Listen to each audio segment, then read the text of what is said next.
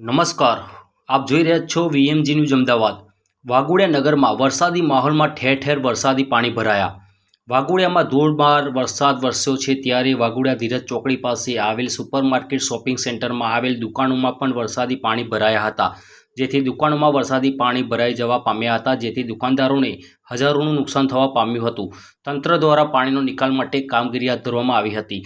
તો બીજી બાજુ મડોદર રોડ પર આવેલી સોસાયટીઓ સહિત નવી નગરી દશામા મંદિર પાસે એસટી ડેપોની પાછળ નગરી નીચાણવાળા વિસ્તારોમાં ઘૂંટણસમા તો ક્યાંક કેડસમા પાણી ભરાઈ જતા લોકો મુશ્કેલીમાં મુકાયા હતા।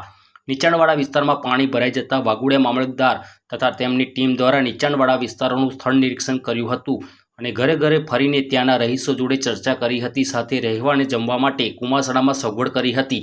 વધુ વરસાદ વરસતા સ્કૂલના વિદ્યાર્થીઓને પણ વહેલા છોડી દેવામાં આવ્યા હતા।